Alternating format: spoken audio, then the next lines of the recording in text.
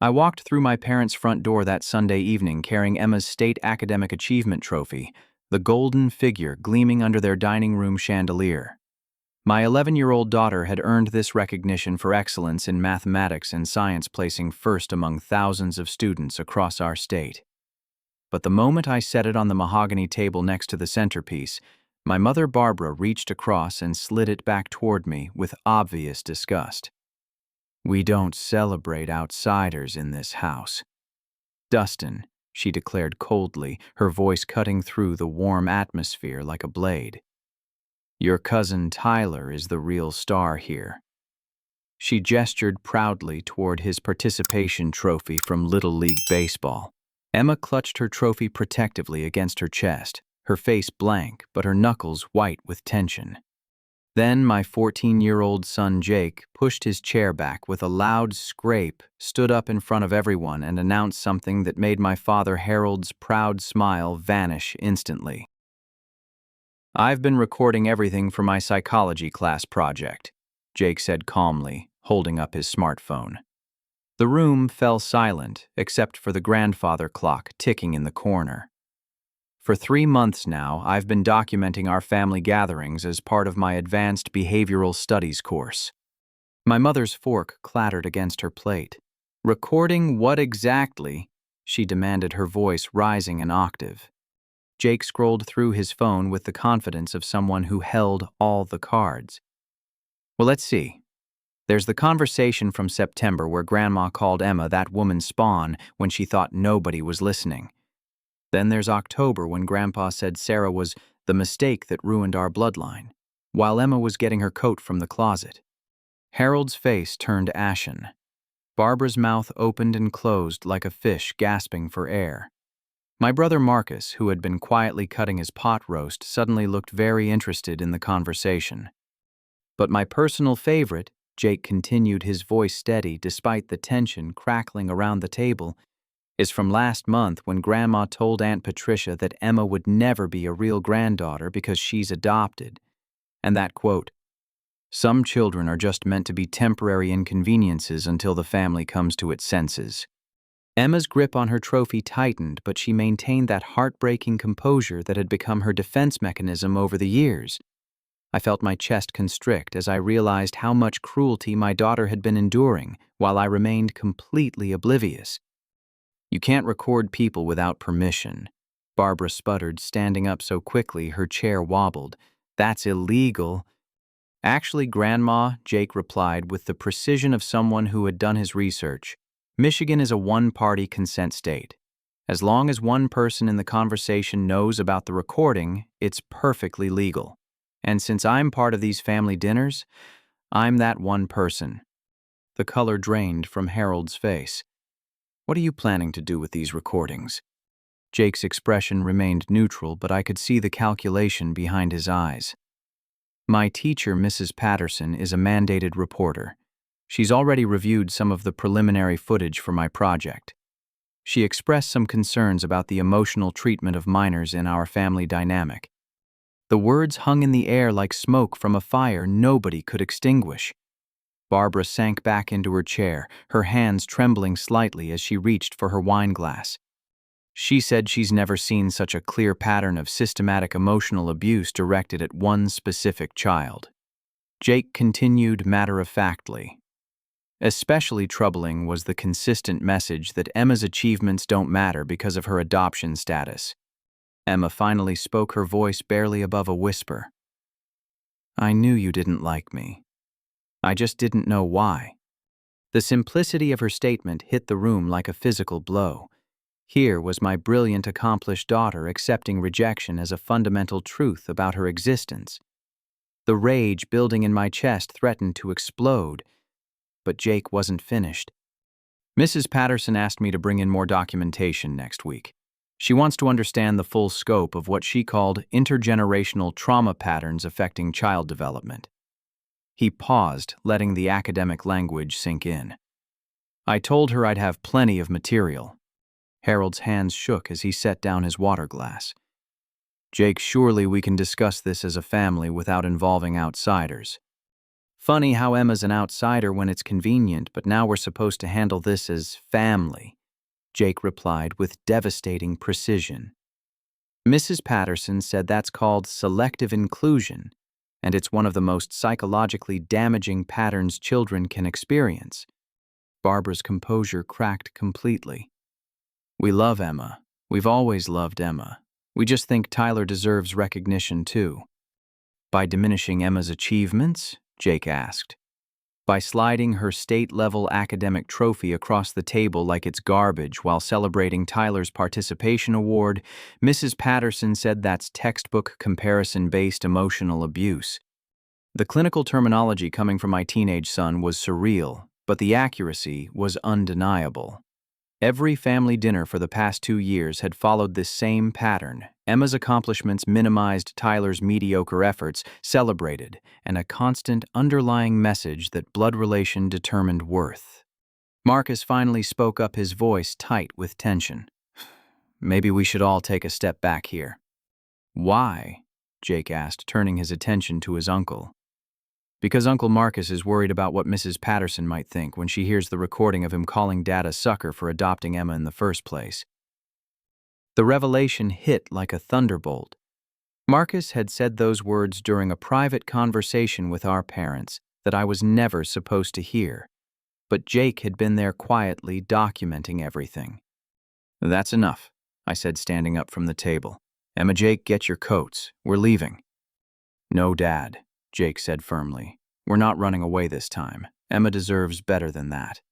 Emma looked up at me with those piercing green eyes that reminded me so much of Sarah. Can I keep my trophy? The question broke my heart. My daughter was asking permission to hold on to recognition of her own excellence because her grandparents had convinced her that her achievements were worthless. You can keep every trophy you've ever earned, I said, my voice thick with emotion. And you'll earn many more. Barbara started crying ugly sobs that shook her entire frame. We never meant to hurt her. We love all our grandchildren. No, you don't, Jake said with brutal honesty. Love doesn't slide trophies across tables. Love doesn't whisper cruel comments when children leave rooms. Love doesn't make a brilliant kid feel like she's not good enough because of where she was born. Harold buried his face in his hands. The silence stretched until it became unbearable, broken only by the sound of Barbara's continued weeping and the relentless ticking of that damned clock. Barbara suddenly stopped crying and wiped her eyes with calculated precision. There's something you need to know, she said, her voice taking on that manipulative tone I remembered from childhood. Something we've been protecting you from. She glanced at Harold, who nodded reluctantly. The silent communication between them set off alarm bells in my head. Your father has pancreatic cancer, she announced as if dropping a bomb would somehow shift the conversation back in her favor. Stage 4. The doctors gave him 6 months. The words hit me like a physical blow. Harold looked smaller, suddenly, more fragile, his skin taking on a grayish pallor that I now realized hadn't been just fatigue from retirement. 6 months, Harold confirmed quietly. Maybe less. Emma's face crumpled with genuine concern. Despite everything they had put her through, she immediately felt compassion for her grandfather's suffering. That's the kind of person my daughter was. Pure empathy, even in the face of cruelty. We didn't tell you because we knew you'd want to rearrange your whole life. Barbara continued, her voice gaining strength as she sensed an opportunity. We've been making arrangements to ensure the family is taken care of after Harold passes. Something in her tone made my stomach clench. What kind of arrangements? Harold cleared his throat uncomfortably. We've been working with lawyers to transfer assets. We want to make sure Tyler has every advantage possible. College funds, property investments, business opportunities. Tyler's our biological legacy, Barbara added with renewed confidence. He represents the continuation of our family name and values. We owe it to future generations to invest in blood relations who will carry forward our traditions. The implication hit me like a sledgehammer. You're cutting Emma out of the inheritance because she's adopted. It's not about cutting anyone out. Barbara said defensively. "It's about prioritizing family responsibility. Tyler will need these resources to establish himself as the next generation's leader. Emma will have opportunities through your career. She doesn't need family money when she has your engineering income." Jake's phone was still recording, capturing every word of this devastating revelation. Emma sat frozen, absorbing the message that her grandfather's final act would be to formally declare her unworthy of family inclusion. "Besides," Harold added weakly, "Marcus has been helping us understand the financial implications. He thinks this approach makes the most sense for everyone involved." That's when the pieces clicked together with sickening clarity. Marcus hadn't just been complicit, he had been orchestrating this entire scheme. "What exactly has Marcus been telling you?" I asked, my voice dangerously quiet. Barbara and Harold exchanged another meaningful look, the kind of look that said they were about to reveal something they had never intended to share. "Marcus helped us see that your adoption of Emma was emotionally driven rather than practically planned," Barbara said carefully. "He showed us financial projections demonstrating how splitting inheritance between biological and adopted children creates unnecessary complications for future generations." The clinical language couldn't hide the cruelty of what they were describing. My brother had convinced our dying father to exclude my daughter from his final expressions of love and security. Marcus said Emma would be fine because adopted children learn to be self-sufficient earlier than biological children, Harold added as if reciting a script. He provided research about resilience patterns in adoption cases. Emma's voice cut through their rationalizations like a knife. "Am I supposed to thank you for teaching me self-sufficiency by rejecting me?" The question exposed the complete moral bankruptcy of their logic. They had convinced themselves that emotional abandonment was somehow beneficial for Emma's character development. "That's not what we intended," Barbara protested. "We love you, Emma. But love doesn't always mean equal treatment. Sometimes love means making hard decisions about what's best for the whole family." "Whose whole family?" Emma asked with devastating precision. "Because I'm apparently not part of it." Harold started crying, then tears streaming down his weathered cheeks. "I'm dying, Emma. I need to know the family will be stable after I'm gone. Tyler represents our genetic legacy. He'll carry our name and our values forward." "What values?" Jake interjected. "Conditional love, genetic superiority, emotional abuse disguised as family tradition." The room fell silent except for Harold's labored breathing. Cancer was claiming his body while guilt consumed his spirit, but he couldn't find the courage to challenge the narrative Marcus had constructed. "There's more," Barbara said reluctantly. "The property transfers have already begun. Marcus has been helping us restructure our assets to ensure legal complications don't arise after Harold's death." My blood ran cold. "What property transfers?" Harold couldn't meet my eyes. "The lake house is already in Marcus's name. The farmland will be transferred to Tyler's trust fund next month. The investment accounts have been restructured with Marcus as beneficiary and trustee for Tyler's future. They had been systematically dismantling my children's inheritance for months while pretending to include us in family celebrations. Every Sunday dinner had been a performance while lawyers quietly redistributed a lifetime of accumulated wealth away from Emma and Jake. "Marcus convinced us this would prevent any legal challenges after I'm gone," Harold added miserably. "He said adopted children sometimes contest wills, and this way everything stays in the biological bloodline." Emma stood up from the table with quiet dignity. "I need some fresh air."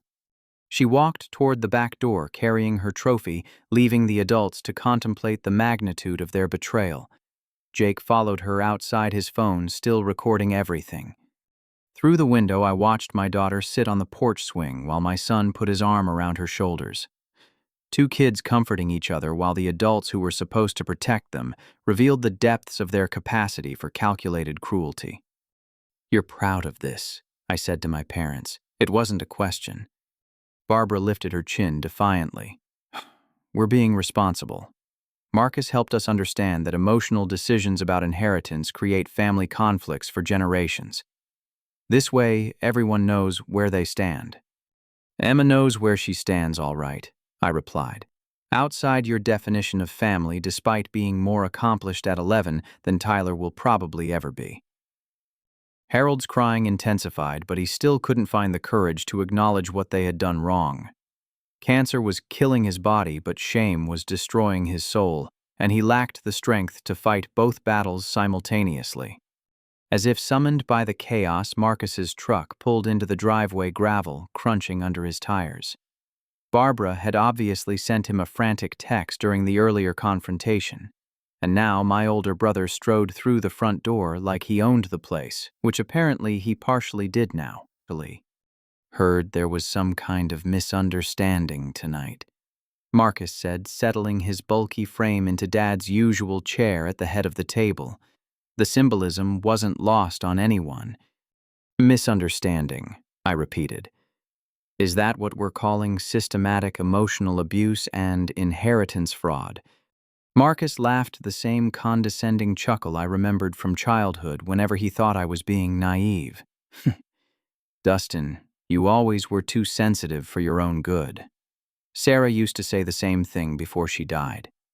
The casual cruelty of invoking my dead wife's name hit me like a physical blow, but Marcus wasn't finished. Look, little brother, somebody had to make the hard decisions while you were playing house with your adopted family. Mom and Dad needed guidance about securing their legacy, and frankly, you haven't exactly demonstrated financial responsibility. What are you talking about? I demanded. Marcus pulled out a manila folder thick with documents. Engineer salary sounds impressive until you look at actual numbers. $25,000 in credit card debt. Mortgage payments that eat up 38% of your take-home income. Emma's private tutoring cost Jake's sports expenses, Sarah's medical bills before she died. He spread financial statements across the table like a prosecutor presenting evidence. Mom and Dad were worried about throwing money into a bottomless pit. I helped them understand the difference between emotional spending and practical investment. The numbers were accurate, but the context was completely twisted. Sarah's medical expenses had been for cancer treatment. Emma's tutoring was for gifted education programs. Jake's sports helped him stay grounded during his mother's illness and death. These weren't frivolous expenditures. They were investments in my children's futures and my wife's life. You've been tracking our family's finances, I asked, stunned by the violation of privacy.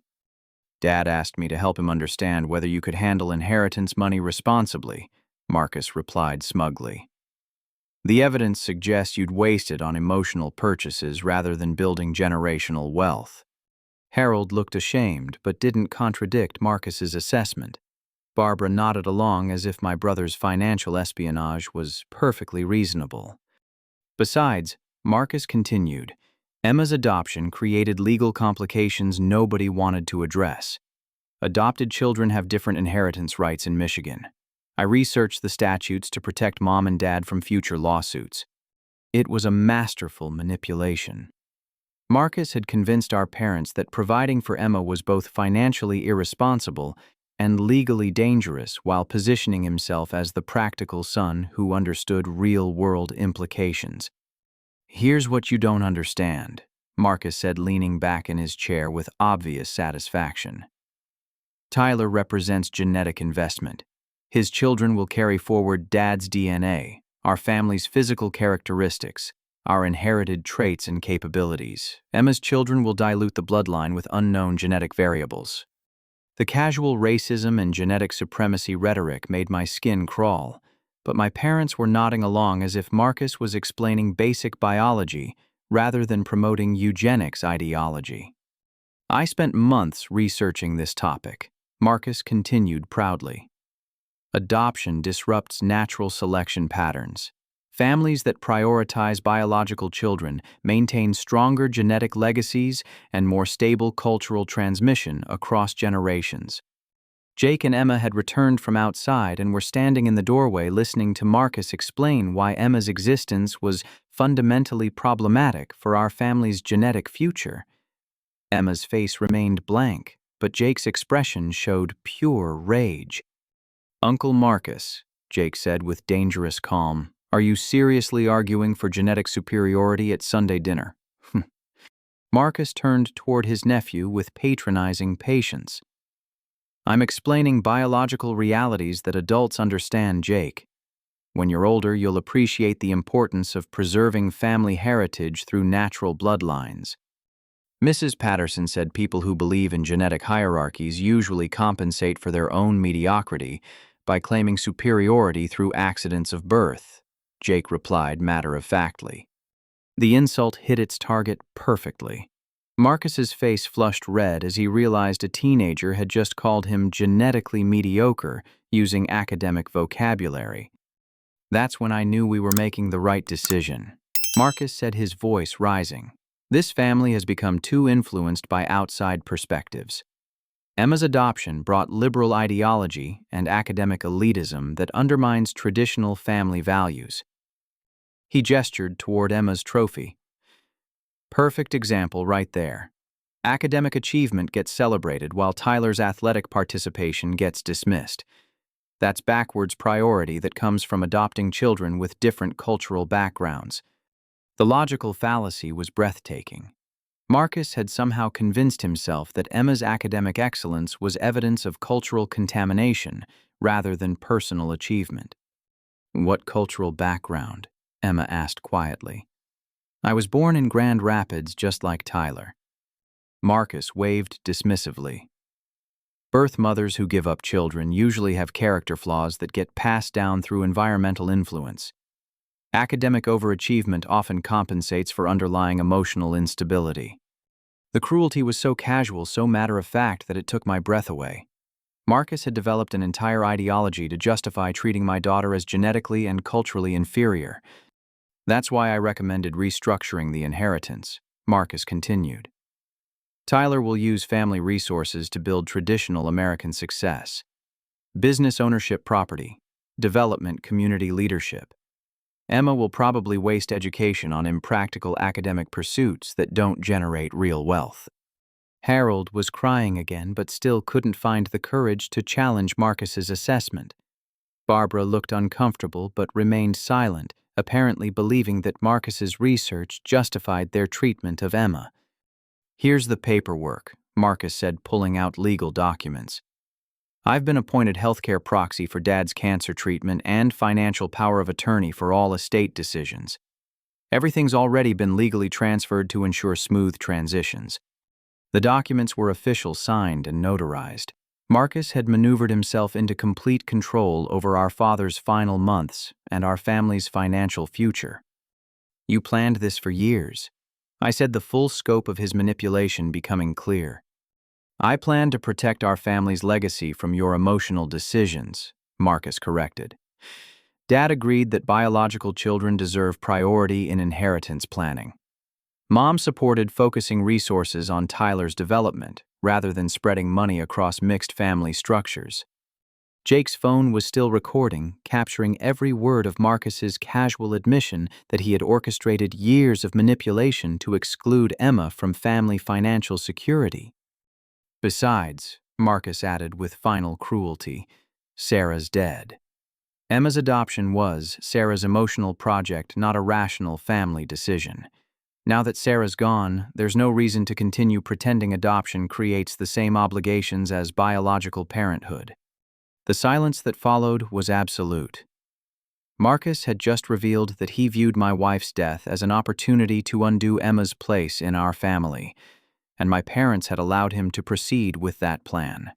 Emma turned and walked back outside, carrying her trophy and her dignity, while the adults she should have been able to trust revealed the true depths of their capacity for calculated betrayal. Tyler had been silent throughout the entire confrontation, staring at his participation trophy with an expression I couldn't read. Finally, he looked up at his father with eyes that held more pain than any 16-year-old should carry. "Dad, I need to tell everyone something," Tyler said, his voice shaking. Marcus immediately tensed. "Tyler, this isn't the time for family sharing. The adults are handling important business." "No. Dad," Tyler said more firmly, "this is exactly the time. He stood up slowly, his hands trembling as he picked up his baseball trophy. This isn't a real achievement award. It's a participation trophy because I sat the bench all season. The admission hung in the air like a confession of sin.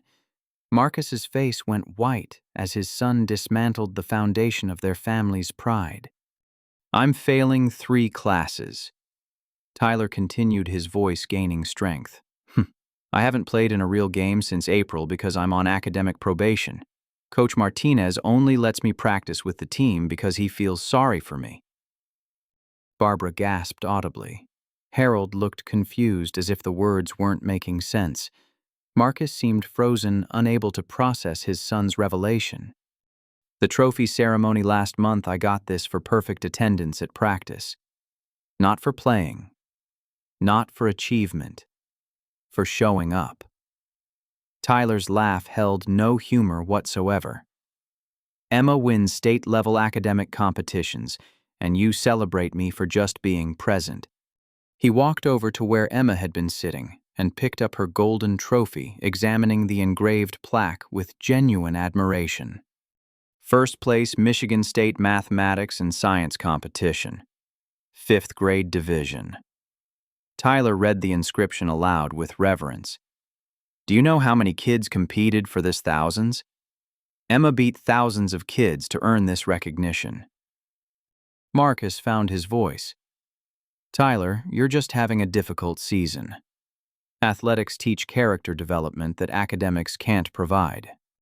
What character? Tyler exploded, his composure finally cracking. Sitting on benches. Failing tests. Disappointing coaches. You want to know about character development? Dad, Emma tutors me in math every Sunday after dinner because I'm too embarrassed to ask my teachers for help. The revelation stunned everyone into silence. Emma had been quietly helping Tyler with schoolwork while his family celebrated his mediocrity and dismissed her excellence. She never makes me feel stupid. Tyler continued, tears starting to flow. She explains things patiently until I understand. She shares her study guides and helps me organize my homework schedule. Emma's been the best part of our family dinners for months. Barbara looked stricken. Tyler, why didn't you tell us you were struggling academically? Because you didn't want to hear it, Tyler replied with brutal honesty.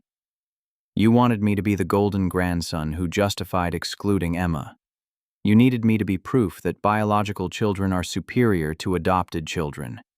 Harold's crying intensified as he realized the pressure they had put on Tyler to represent genetic superiority while he was quietly falling apart under expectations he couldn't meet. I've been cutting myself, Tyler said quietly, rolling up his sleeves to reveal fresh scars on his forearms. Started in September when you guys began talking about inheritance planning and family legacy. I couldn't handle being the poster child for genetic superiority when I can barely pass 9th grade. Barbara screamed a sound of pure maternal anguish. Marcus looked like he might vomit. Harold buried his face in his hands, unable to process another devastating revelation. The school counselor, Mrs. Rodriguez, has been meeting with me twice a week. Tyler continued with mechanical precision. She contacted Child Protective Services last Friday because the cutting is getting worse. They're scheduling a home visit next week to evaluate family stress factors contributing to my self-harm behaviors. Jake stepped closer to his cousin, offering silent support. The two boys had always been close despite the adults' attempts to create rivalry between biological and adopted family members. Mrs. Rodriguez asked me to identify the primary source of my anxiety, Tyler said, looking directly at his father. I told her about the constant pressure to be better than Emma, the expectations that I represent genetic superiority, and the guilt of watching my family emotionally abuse the smartest kid I know. See, Marcus slumped in his chair as if Tyler's words had physically wounded him. Son, we never meant to put pressure on you. We just wanted to ensure you had every advantage. What advantages? Tyler demanded. Academic failure, athletic mediocrity, psychological counseling for self-harm. These are the advantages of being the biological golden child. Emma appeared in the doorway, having heard Tyler's confession from outside. Without hesitation, she walked over to her cousin and gently touched the scars on his arm. "Why didn't you tell me?" she asked softly. "Because you have enough problems with this family," Tyler replied, fresh tears starting. "I didn't want to add my mess to everything you're already dealing with." Emma's response revealed the depth of her character. Instead of expressing anger about the years of preferential treatment Tyler had received at her expense, she felt compassion for his suffering under pressure to justify their family's cruelty toward her. "We could have helped each other," Emma said simply. "Emma," Tyler said, his voice breaking completely, "I want you to know that everything they said about you being temporary or not real family, I never believed any of it. You're the strongest person I know. You handle their rejection with more grace than I handle their praise." The comparison was devastating in its accuracy. Emma had maintained dignity under systematic emotional abuse, while Tyler had nearly destroyed himself under the pressure of unearned favoritism. "Mrs. Rodriguez wants to interview the whole family." Tyler continued, looking around the table at the adults who had created this toxic dynamic. "She said my cutting behaviors indicate severe family dysfunction that requires professional intervention." Harold spoke through his tears. "Tyler, I had no idea we were hurting you. We thought we were providing opportunities and support." "You were providing opportunities, Grandpa," Tyler replied sadly. "Opportunities to fail while everyone pretended I was succeeding. Opportunities to feel guilty about being loved more than Emma when Emma deserves better than all of us." The silence that followed was profound. Tyler had dismantled every assumption his family had made about biological superiority, inherited worth, and the benefits of genetic favoritism. His suffering proved that their ideology hadn't just harmed Emma. It had nearly destroyed the very child they thought they were protecting. Marcus finally spoke, his voice hollow. "Son, what can we do to help you heal?" "Stop treating Emma like she's not family," Tyler answered immediately. "Stop pretending my participation trophies matter more than her actual achievements. Stop making me carry the burden of proving that blood relations are superior when we both know Emma is smarter, kinder, and stronger than I'll probably ever be." Emma sat down next to Tyler and took his scarred hand in hers. "You don't have to carry that burden anymore," she said gently.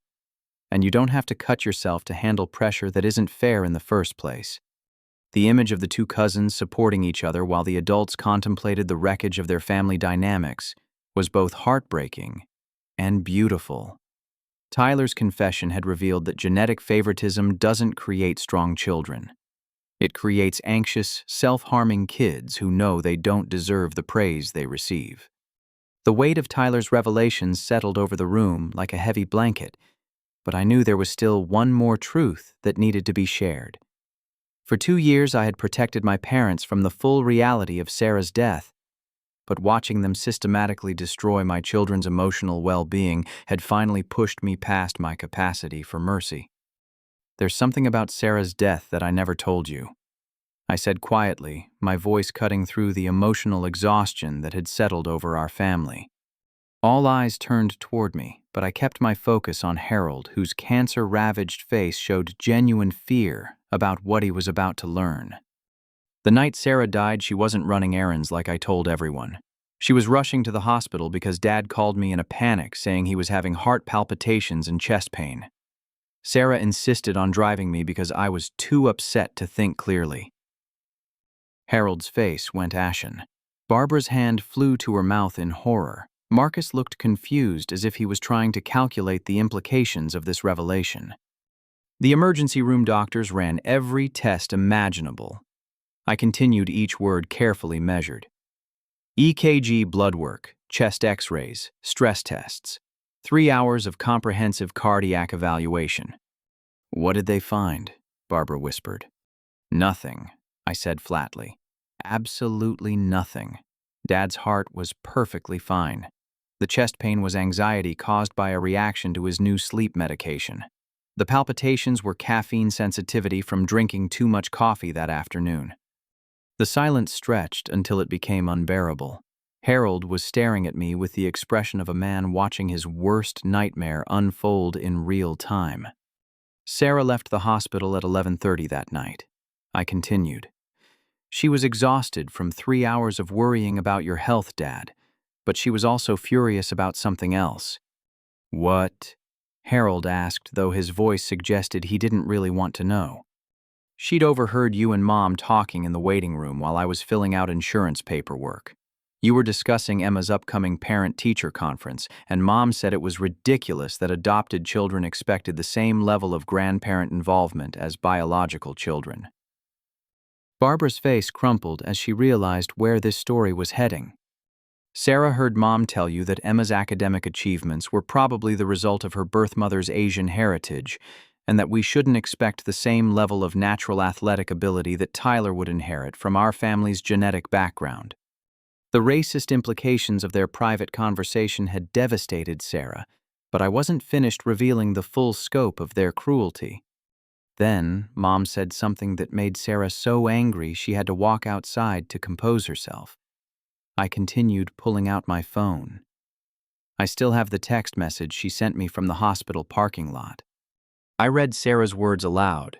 Your mother just told your father that Emma's adoption was a phase we'd grow out of once we had biological children, and that they shouldn't get too attached because adopted children often reconnect with birth families and abandon adoptive families during adolescence.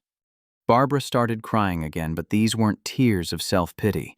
These were tears of recognition, as she realized the magnitude of damage her words had caused. Sarah's last text message was sent at 11:45 p.m. I said, showing them the timestamp. She wrote, I'm driving home to pack Emma's things. We're not exposing our daughter to people who view her as a temporary inconvenience. This ends tonight. Harold made a sound like a wounded animal. The realization that his fake medical emergency had set in motion the events that killed his daughter-in-law was destroying him in real time. The accident happened at 11:58 p.m. on Highway 127. I continued with clinical precision. Sarah was driving 12 miles over the speed limit because she was rushing home to protect Emma from the emotional abuse you were planning to escalate after I went to bed that night. Marcus looked like he was going to be sick. Dustin, we didn't know Sarah was driving upset. Of course you didn't know, I replied, because you were too busy planning how to exclude my daughter from family love to consider the consequences of your actions. Jake had been recording this entire revelation, capturing the moment when my parents finally understood the true cost of their treatment of Emma. The police report showed no mechanical failure, no drunk driving, no external factors, I said. Sarah hydroplaned on a patch of black ice while driving emotionally compromised at excessive speed. She died because she was rushing to save Emma from grandparents who view adoption as temporary childcare. Emma had been listening from the doorway again, and she walked over to stand beside me with quiet dignity. Sarah spent her last moments on Earth planning to protect you from exactly the kind of emotional abuse you experienced tonight, I told my daughter. She died trying to save you from people who would slide your achievements across a table like garbage. Harold was sobbing openly now, his cancer-weakened body shaking with the force of his guilt and grief. Mom never got to pack your things. I continued looking down at Emma. The state police knocked on our door at 1:30 a.m. to tell me Sarah was gone, but she died defending your right to be treated as a real member of this family. The connection between Sarah's death and their treatment of Emma was devastating in its clarity. My parents had caused Sarah's final moments to be filled with rage and protective fury, and then spent 2 years systematically fulfilling her worst fears about Emma's future in our family. I never told you this because I wanted Emma and Jake to have relationships with their grandparents despite everything, I said. I thought love might eventually overcome prejudice. I was wrong. Barbara looked up at Emma with fresh understanding of the cost of their behavior. Emma, honey. We had no idea our private conversations were causing so much pain. They weren't private, Emma replied with devastating simplicity. I heard most of them. I just pretended not to because I thought if I was quiet and good enough, you might eventually decide I was worth loving. The words hit Barbara like physical blows. Her granddaughter had been performing invisibility for years, hoping to earn acceptance through perfect behavior, while adults systematically rejected her fundamental worth. "Sarah knew what you were doing," I said to my parents. "She recognized the pattern of conditional love, genetic favoritism, and emotional manipulation. She died trying to save Emma from exactly what happened tonight." Harold's voice was barely audible. "What can we do to honor Sarah's memory? How can we make this right?" "Start by admitting that Emma belongs in this family as much as Tyler does," I replied. "Stop treating adoption like second-class citizenship. Celebrate Emma's achievements without diminishing Tyler's efforts. Make room for both children to succeed without competing for genetic superiority." The room fell silent except for the sound of multiple people crying and the relentless ticking of that grandfather clock that had witnessed 2 years of accumulated cruelty disguised as family tradition. Sarah's ghost hung over our gathering, a reminder that love sometimes requires fighting against the very people who should protect your children, and that the cost of failing to fight can be measured in broken hearts, scarred arms, and lives lost to senseless prejudice. Jake had been unusually quiet during my revelation about Sarah's death, but I could see him processing information with the same analytical precision that made him excel in his advanced psychology coursework. Finally, he cleared his throat and addressed the room with an authority that seemed far beyond his 14 years. "There's something else everyone needs to know about my recordings," Jake announced, holding up his phone with steady hands. "I haven't just been documenting audio for my class project." Marcus straightened in his chair, suddenly alert. "What do you mean?" "I mean, I've been live streaming selected family dinners to a private social media account for the past 6 weeks, Jake said matter-of-factly. Tonight's entire conversation has been broadcast in real time to 37 people who care about our family." The blood drained from every adult face in the room. Barbara looked like she might faint. Harold gripped the table to steady himself. Marcus's mouth opened and closed without producing any sound. "Who?" Barbara whispered. "Who's been watching us?" Jake consulted his phone with the casual efficiency of a teenager managing multiple digital platforms simultaneously. "Well, let's see. Mrs. Patterson from school, obviously. Principal Henderson, because he's required to monitor any live content involving students in crisis situations. Pastor Williams from our church, because he's been concerned about our family dynamics since Mom's funeral." He scrolled through his viewers list with deliberate precision, savoring the adults' growing horror.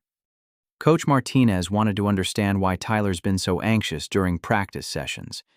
Mrs. Rodriguez, Tyler's counselor, has been watching to gather evidence for her Child Protective Services report. Oh, and about 15 people from our neighborhood, including the Hendersons, the Patels, and Mrs. Chen, who babysits Emma sometimes. The scope of their public humiliation was staggering. Every person who mattered in their social and professional circles had witnessed tonight's systematic emotional abuse in real time. "Jake," Harold said weakly, "how long have people been watching our family dinners?" "Huh. 6 weeks of archived footage plus tonight's live broadcast," Jake replied. "I started streaming after Tyler came to school with fresh cuts on his arms, and Emma asked me why she always felt sick to her stomach before family dinners." Marcus looked like he was having trouble breathing. "You've destroyed our reputation in the community." "No, Uncle Marcus," Jake corrected with devastating precision.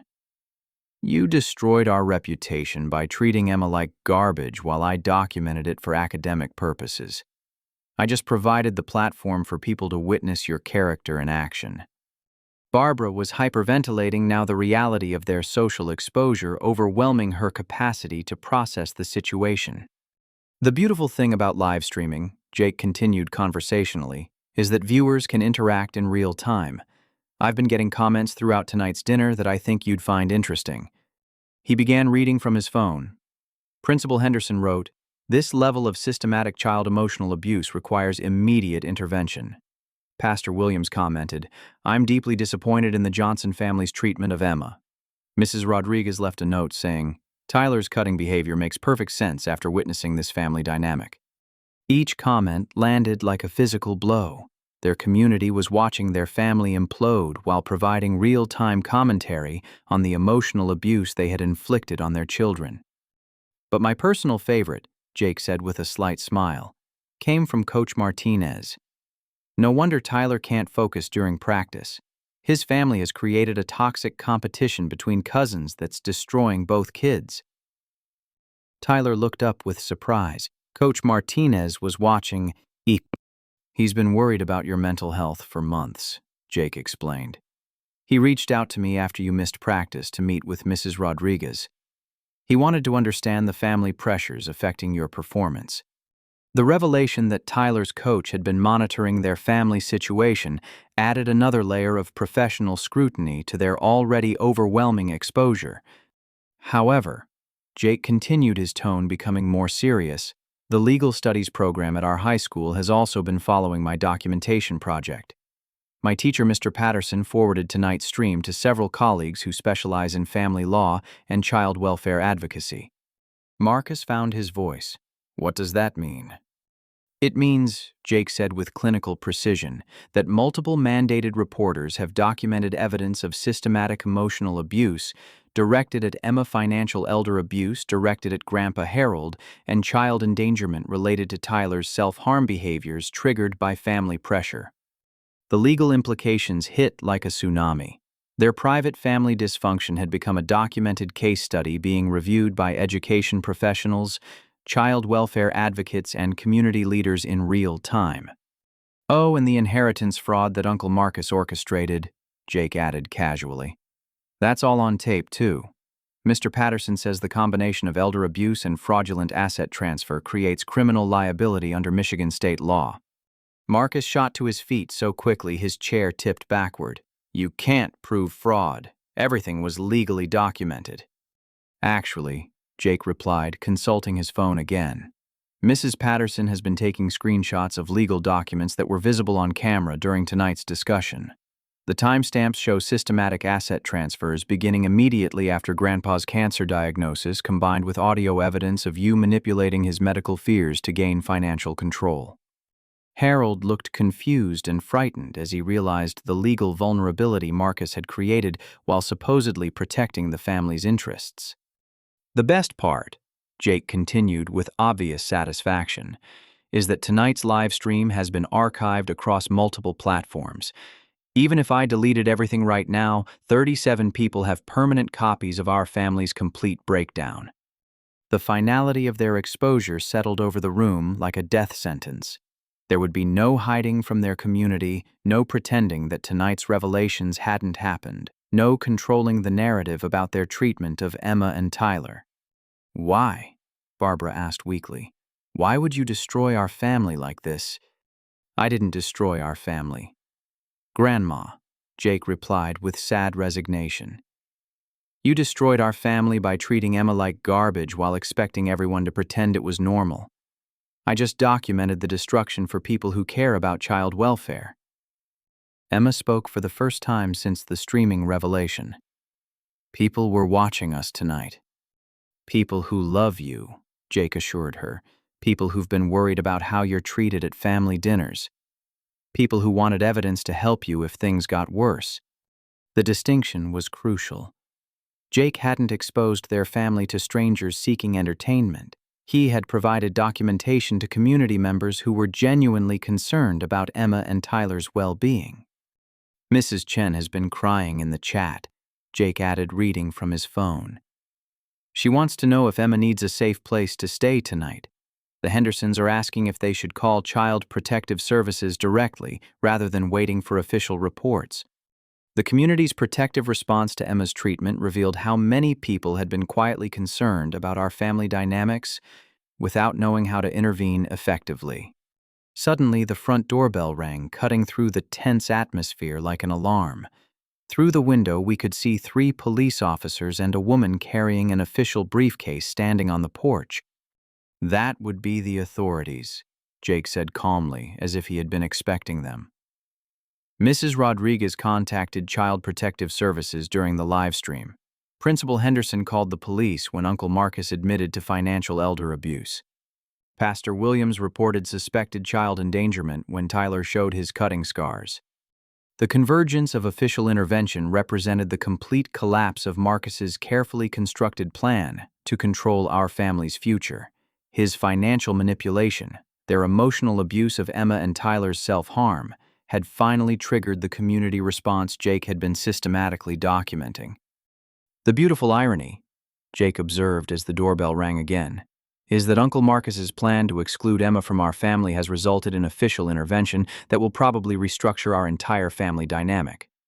As Harold struggled to his feet to answer the door, I realized that my 14-year-old son had just executed the most sophisticated and effective defense of his sister that I could have imagined, using technology and community connections to create accountability where family loyalty had failed completely. 3 months after that devastating Sunday dinner, I sat in the Cancer Center's family consultation room listening to Dr. Martinez explain Harold's latest test results. The pancreatic cancer was responding better than expected, to treatment possibly because Harold had finally found reasons to fight for more time. The emotional stress reduction has definitely contributed to his improved condition, Dr. Martinez was saying. Family therapy combined with medical treatment often produces better outcomes than either approach alone. Harold looked healthier than he had in months. His color improved and his energy returning gradually. More importantly, he looked at peace with himself for the first time since Sarah died. "I want to live long enough to see Emma graduate high school," Harold said quietly. "Maybe even college if I'm lucky enough. I have a lot of lost time to make up for." The legal proceedings following that night had restructured our family completely. Marcus was facing charges for financial elder abuse and fraud, with the inheritance transfers being reversed under court supervision. Barbara had voluntarily entered therapy to address what the family counselor diagnosed as grief-induced attachment disorder, triggered by Sarah's death and her fear of losing more family members. "Speaking of Emma," I said, pulling out my phone to show Harold the latest photos. "She won the regional science fair last weekend, first place in the environmental science category." Harold's face lit up with genuine pride. "What was her project about?" "Water quality testing in Lake Huron. She's been collecting samples and analyzing pollution levels for 6 months. The judges said her methodology was college-level work." "Does she know how proud I am?" Harold asked, his voice thick with emotion. "She knows now," I replied. "She asked me to invite you to the state competition next month. She wants her grandfather there to see her, present her findings." The transformation in our family dynamics had been gradual but profound. Barbara's therapy had helped her understand that treating Emma as an outsider was actually her way of avoiding attachment that might lead to more loss. Once she stopped fighting Emma's place in our family, she discovered that loving an adopted grandchild felt exactly the same as loving a biological one. Tyler walked into the consultation room carrying 2 cups of coffee from the hospital cafeteria, having driven himself to Harold's appointment. His cutting behaviors had stopped completely once the family pressure to represent genetic superiority was removed. His grades had improved dramatically now that he could ask for help without feeling like failure disappointed 3 generations of relatives. "Grandpa Emma's waiting in the car," Tyler said, handing Harold his coffee. "She has something to show you." We walked to the parking lot where Emma sat in Tyler's passenger seat, organizing her latest academic achievement certificates. When she saw Harold approaching, her face broke into a smile that revealed how much their relationship had healed. "Grandpa, look," Emma said excitedly, spreading her awards across the dashboard. "I got early admission to the University of Michigan engineering program, full academic scholarship." Harold's eyes filled with tears as he examined each certificate with careful attention. "Emma, this is incredible. You're going to change the world with that brilliant mind of yours." "I want to study environmental engineering," Emma explained. "Maybe help solve water pollution problems like the ones I documented for the science fair." Tyler gave me the idea when he mentioned how the lake looked different during baseball season. The collaboration between the cousins had become one of the most beautiful outcomes of our family's restructuring. Eh, Without the pressure to compete for adult approval, Tyler and Emma had discovered they made an excellent team, combining his observational skills with her analytical capabilities. Tyler's applying to community college next year, Emma added proudly. He's going to study parks and recreation management. We figured out he's really good at noticing environmental changes that other people miss. Tyler blushed slightly but didn't contradict Emma's assessment. His struggle with traditional academics had masked genuine talents in practical observation and outdoor leadership that were now being nurtured rather than dismissed. Jake emerged from the hospital entrance carrying a folder thick with documents. At 17 now, he had grown into his role as family advocate and documentation specialist with remarkable maturity. Grandpa the social worker wants to review the family therapy progress reports, Jake said, handing Harold the folder. Mrs. Rodriguez says our case has become a model for successful intervention in multi-generational family dysfunction. The legal and therapeutic interventions had continued for months, but they had evolved from crisis management into genuine family reconstruction. Tyler's counseling had expanded into family sessions that addressed decades of unhealthy communication patterns and genetic favoritism that predated Emma's adoption. "Are you nervous about the final review hearing?" Harold asked me as we drove home from the hospital.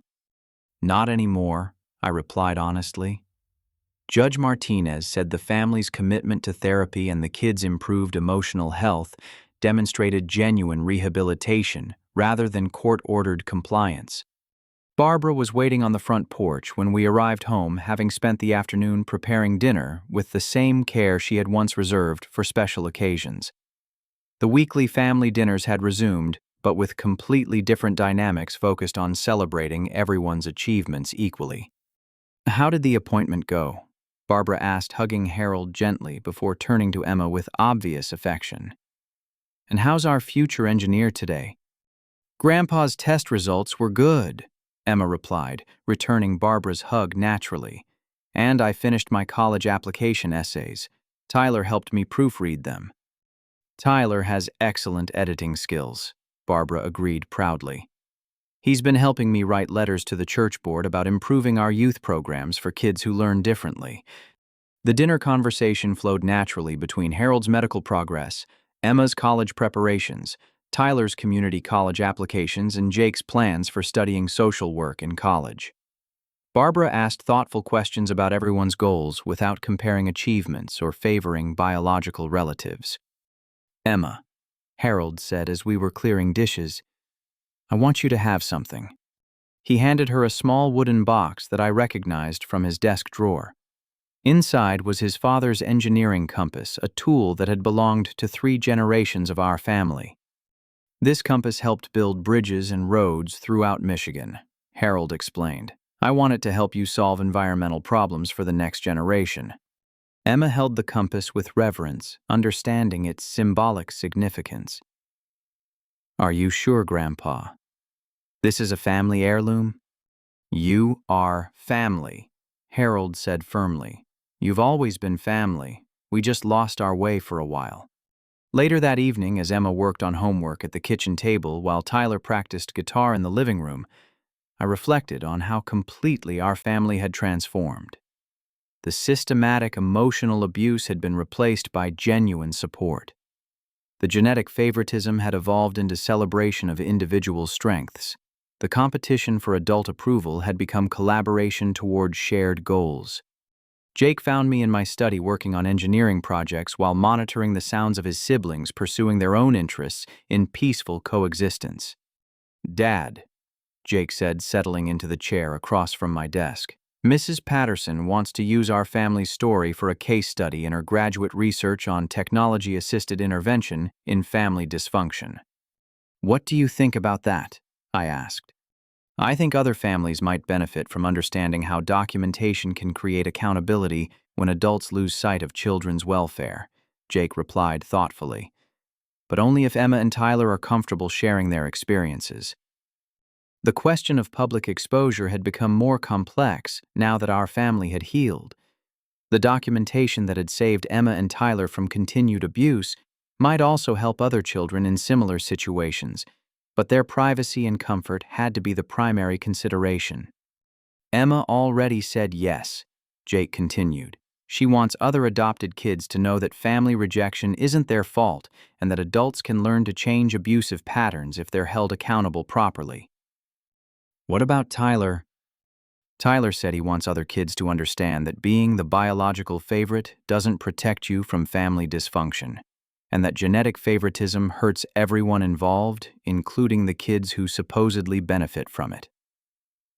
The wisdom both children had gained from their experiences was remarkable, but their willingness to help other families made me proud of the people they were becoming, despite the trauma they had endured. 6 months later, I stood in the auditorium at Emma's high school graduation, watching my daughter deliver the valedictorian speech to a crowd of proud families. Harold sat beside me, his cancer in remission and his face glowing with grandfather's pride. Barbara wiped tears from her eyes as Emma spoke about overcoming family challenges through persistence and community support. Family isn't defined by genetics or legal documents, Emma said from the podium, her voice carrying clearly through the auditorium. Family is defined by commitment to each other's growth celebration of individual achievements and willingness to fight for each other's happiness even when it's difficult. Tyler led the standing ovation from the audience, his own graduation from community college, scheduled for the following week. Jake recorded every moment on his phone, but this time for preservation rather than protection, documenting joy rather than abuse. My grandfather taught me that love sometimes requires admitting mistakes and choosing to change, Emma continued. My grandmother taught me that healing is possible when people commit to doing better instead of defending what they did wrong. The speech concluded with Emma thanking her family for teaching her that worth isn't determined by circumstances of birth, but by character developed through facing challenges with integrity and compassion. After the ceremony, Harold approached Emma with tears streaming down his weathered cheeks. "I'm so proud of the woman you've become," he told her, his voice thick with emotion. "Your parents would be so proud too." "They are proud," Emma corrected gently. "All 4 of my parents are proud. Mom and Dad who raised me and Mom and Dad who gave me life. I'm lucky to have had so much love even when some of it took time to grow." That evening, our family gathered for a graduation celebration dinner, featuring all of Emma's favorite foods prepared by Barbara with obvious love and attention. The table setting included place cards with everyone's names and accomplishments, treating each family member's contributions as equally valuable. To Emma, Harold said, raising his glass of sparkling cider, "Whose brilliant mind and generous heart have made our family stronger and better. May your engineering career be as successful as your efforts to rebuild broken relationships." To our family, Emma replied, raising her own glass, "Who proved that love is stronger than genetics, forgiveness is more powerful than resentment, and healing is always possible when people commit to choosing kindness over cruelty." As we toasted Emma's achievements and our family's transformation, I realized that Jake's recordings had captured more than evidence of abuse. They had documented our family's complete reconstruction from systematic dysfunction into genuine love and mutual support.